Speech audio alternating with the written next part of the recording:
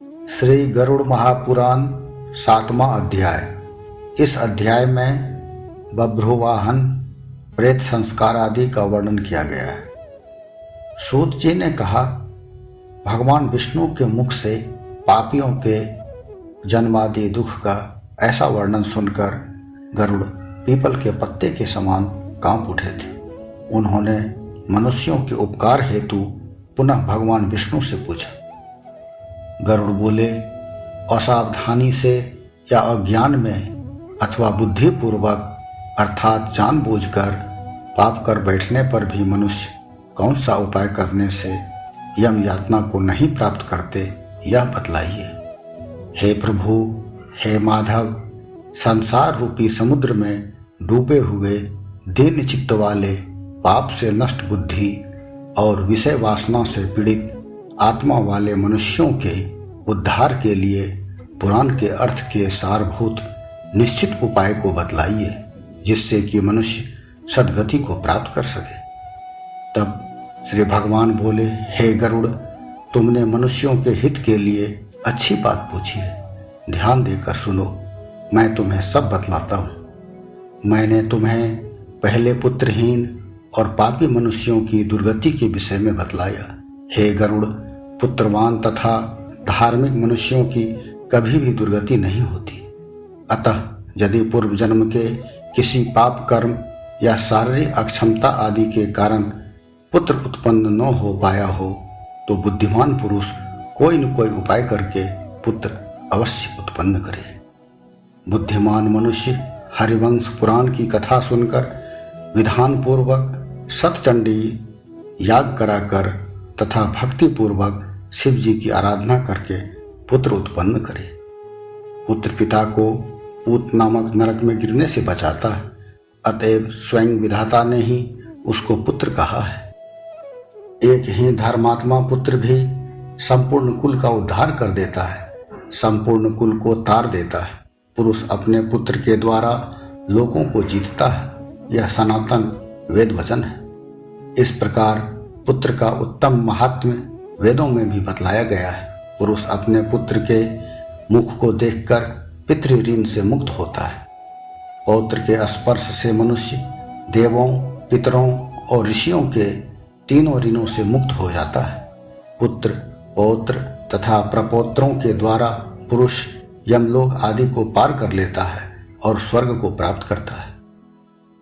ब्राह्म विवाह की विधि से विवाहिता पत्नी से उत्पन्न औरस पुत्र ऊपर स्वर्ग में पहुंचाता है और संगृहीत अर्थात दूसरों से प्राप्त या बिना विवाह किए रखी गई स्त्री से उत्पन्न पुत्र अधोगति अर्थात नरक को प्राप्त कराता है। अतः हे गरुड़, ऐसा जानकर मनुष्य हीन जाति की स्त्री से उत्पन्न पुत्रों को त्याग दे, अर्थात ऐसे पुत्रों को ग्रहण न करे। हे पक्षी, सवर्ण पुरुषों से सवर्ण स्त्रियों में जो औरस पुत्र उत्पन्न होते हैं, वे ही श्राद्ध दान करने से पितरों को स्वर्ग की प्राप्ति कराने में हेतु बनते हैं। पुत्र के द्वारा प्रदत्त श्राद्ध के फलस्वरूप पिता स्वर्ग को प्राप्त करता है। इस विषय में तो कहना ही क्या, दूसरे के द्वारा प्रदत्त श्राद्ध से भी एक प्रेत स्वर्ग को प्राप्त हुआ था। अब तुम उसके विषय में सुनो। यहाँ पर मैं प्राचीन इतिहास का उदाहरण प्रस्तुत करता हूँ, जो कि और्ध्वदेहिक दान के परम महत्व को सूचित करता है। हे गरुड़, बहुत पहले त्रेता युग में महोदय नामक पुर में बभ्रुवाहन नामक महाबलशाली और धर्मनिष्ठ राजा राज्य करता था। वह यज्ञानुष्ठान परायण, अतिशय दानी, श्री संपत्ति संपन्न, ब्राह्मण भक्त, सत्पुरुषों के प्रति अनुराग रखने वाला तथा शीलवान और सदाचार एवं दया और दाक्षिण्य जैसे सद्गुणों से युक्त था। क्षत्रियोचित धर्म का पालन करने वाला वह राजा अपनी प्रजाओं को औरस पुत्रों के समान मानकर उनका पालन करता था और दंडनीय अपराधियों को दंडित करता था। वह महाबाहु राजा बभ्रुवाहन एक बार अपनी सेना सहित आखेट के लिए नाना प्रकार के वृक्षों वाले घने वन में प्रविष्ट हुआ था। वह वन नाना प्रकार के मृगों के समूह से परिपूर्ण था। वहां नाना प्रकार के पक्षी कलरव कर रहे थे। उस वन के मध्य में राजा ने दूर से एक मृग को देखा। उस राजा ने उस मृग को एक अति तीक्ष्ण और सुदृढ़ बाण से बिंधा। वह मृग उसके बाण सहित वन में अदृश्य हो गया। उस राजा ने खून से सनी गीली घास के सहारे उस मृग का पीछा किया और तब उस मृग की खोज के प्रसंग में वह दूसरे वन में पहुंच गया। भूख प्यास से सूखे हुए कंठ वाले तथा थकान और धूप के कारण अर्धमूर्छित हुए उस राजा ने एक जलाशय में पहुंचने पर घोड़े सहित स्नान किया। उसने उस जलाशय के कमलों की गंध से सुवासित जल का पान किया। उसके बाद जल से बाहर आने पर वह राजा बभ्रुवाहन श्रम रहित हो गया था। उसने शीतल छाया वाले बड़ी बड़ी और विस्तृत शाखाओं वाले तथा पक्षियों के समूह के कलरव से युक्त एक मनोहर वट वृक्ष को देखा, जो कि उस समूचे वन की महान पताका के समान लगता था। वह राजा उस वृक्ष की जड़ में जाकर बैठ गया। तब उस राजा ने भूख प्यास से व्याकुल इंद्रियों वाले, ऊपर को उठे बालों वाले, अत्यंत मलिन देह वाले, कुबड़े मांस रहित शरीर वाले तथा भयानक दिखलाई पड़ने वाले एक प्रेत को देखा। उस विकृत और घोर आकृति वाले प्रेत को देखकर राजा बभ्रुवाहन विस्मित हो उठा और घोर वन में आए हुए उस राजा को देखकर वह प्रेत भी विस्मित हो उठा था। हे गरुड़, तब वह प्रेत उत्सुक मन वाला होकर उस राजा के पास आया और यह वचन बोला, हे महाबाहु, मैं प्रेत भाव को त्याग दिया है, अर्थात मेरा प्रेत भाव छूट गया और मैं परम गति को प्राप्त हुआ हूँ। आपके संयोग से मैं अति धन्य हुआ हूँ। राजा ने कहा, हे कृष्ण वर्ण वाले और भयानक मुख वाले प्रेत, यह भयानक दिखलाई पड़ने वाला और अत्यंत अमंगल प्रेतत्व तुमको किस कर्म के परिणाम से प्राप्त हुआ है? हे तात, तुम अपने प्रेतत्व की प्राप्ति का संपूर्ण कारण पूर्णतः बतलाओ। तुम कौन हो और किस वस्तु के दान से तुम्हारा प्रेतत्व दूर होगा? प्रेत ने कहा, हे नृपश्रेष्ठ, मैं आदि से अंत तक तुम्हें सब कुछ बतलाता हूँ। मेरे प्रेतत्व की प्राप्ति का कारण सुनकर तुम मुझ पर दया करना।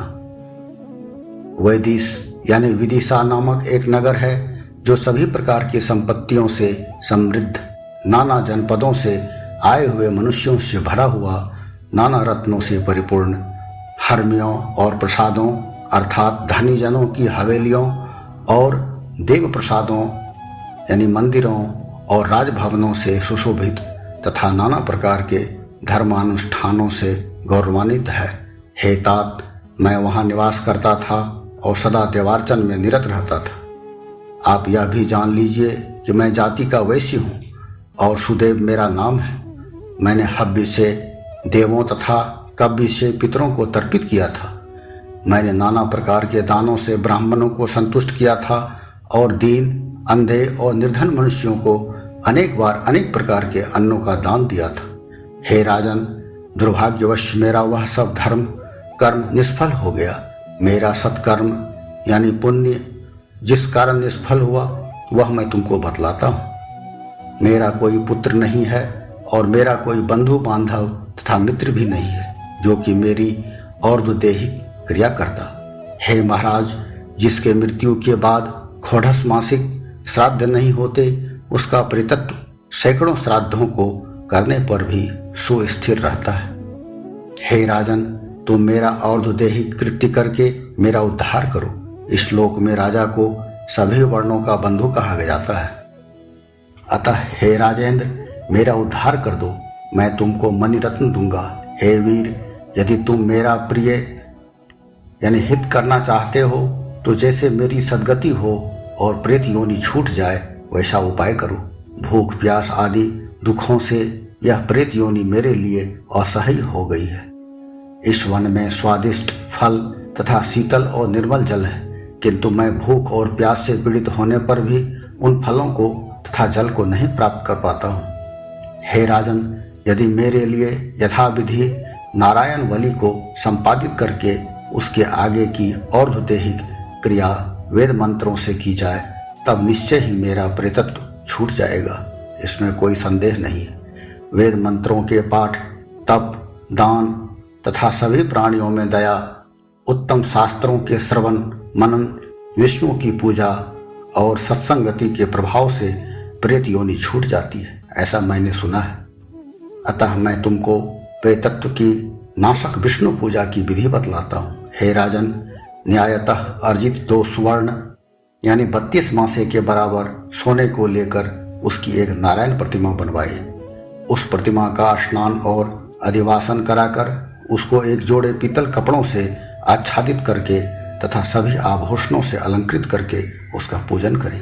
उस प्रतिमा के पूर्व में श्रीधर, दक्षिण में मधुसूदन, पश्चिम में वामन, उत्तर में गदाधर और मध्य में ब्रह्मा तथा शिव की स्थापना करके उन सभी देवों का पृथक पृथक पूजन गंध पुष्प आदि से विधान पूर्वक करें। तब प्रदक्षिणा करके अग्नि में उन देवताओं को तृप्त करके घृत, दही और दूध से विश्व देवों को तृप्त करे। उसके बाद यजमान एकाग्रचित होकर विनीत भाव से नारायण के समक्ष विधि पूर्वक और देह क्रिया करे। वह क्रोध और लोभ को त्याग कर शास्त्रोक्त विधि के अनुसार और देह क्रिया आरंभ करे। वह क्रमशः सभी श्राद्धों को करे और वृषोत्सर्ग करे। तब ब्राह्मणों को 13 पदों का दान करे और फिर सैया दान देकर प्रेत के निमित्त जलपूर्ण घट प्रदान करे। राजा ने कहा, प्रेत घट कैसे तैयार करना चाहिए और किस विधान से उसका दान देना चाहिए? तुम सब जीवों की अनुकंपा हेतु प्रेत को मुक्ति दिलाने वाले घटदान की विधि को बतलाओ। प्रेत ने कहा, हे महाराज, तुमने ठीक ही पूछा है। तुम ध्यान से सुनो, मैं तुम्हें उस सुदृढ़ दान के विषय में बतलाता हूँ जिसको देने से प्रेतत्व से मुक्ति मिल जाती है। प्रेत घट का दान सभी प्रकार के अशुभ और अमंगल का विनाशक है। यह दान सभी लोकों में दुर्लभ है और दुर्गति को समाप्त करने वाला है। तपाए हुए सोने का घट बनाकर उसमें ब्रह्मा, शिव, विष्णु तथा इंद्रादि लोकपालों का आवाहन करके तथा उसमें दूध और घी भरकर भक्ति पूर्वक प्रणिपात करके ब्राह्मण को दान दो। तुम्हें अन्य सैकड़ों दान देने की कोई आवश्यकता नहीं है। उस घट के मध्य में ब्रह्मा, मुख में विष्णु तथा कंठ में अविनाशी शंकर और पूर्व आदि दिशाओं में क्रमशः लोकपालों का आवाहन स्थापन करके उनकी चंदन, पुष्प, धूप आदि से विधिवत पूजा करके दूध और घी सहित उस सोने के घट का दान करें। हे राजन, महापातकों का नाश करने वाला यह दान सभी दानों से बड़ा है। अतः प्रेतत्व को दूर करने के लिए श्रद्धा पूर्वक यह दान देना चाहिए। श्री भगवान बोले, हे गरुड़, प्रेत के साथ उस राजा के ऐसे वार्तालाप के समय ही उसकी हाथी और घोड़े और रथों पर सवार सेना पीछे से वहां आ गई थी। तब सेना के आ पहुंचने पर राजा को महामणि प्रदान करके नमस्कार करके और पुनः प्रार्थना करके वह प्रेत अदृश्य हो गया था। राजा भी उस वन से निकलकर अपने पुर को चल पड़ा और वहां पहुंचकर उसने प्रेत के कहे हुए वचनों के अनुसार कार्य किया था। हे गरुड़, उसने विधिवत उसकी और्ध्वदेही क्रिया की और उसके द्वारा प्रदत्त पुण्य के प्रभाव से वह प्रेत प्रेतत्व से मुक्त होकर स्वर्ग को प्राप्त हुआ था। दूसरे के द्वारा दिए हुए श्राद्ध से प्रेत ने भी सद्गति प्राप्त की थी। तब पुत्र के द्वारा प्रदत्त श्राद्ध से पुरुष की सद्गति होती है। इसमें कौन सा आश्चर्य हो सकता है? इस पवित्र इतिहास को जो सुनता है और जो सुनाता है, वे दोनों यदि पापी भी हों तो भी वे प्रेतत्व की जोनि को नहीं प्राप्त होते। इस प्रकार श्री गरुड़ महापुराण सारोद्धार में बभ्रुवाहन प्रेत संस्कार आदि वर्णनात्मक 7वां अध्याय पूर्ण हुआ।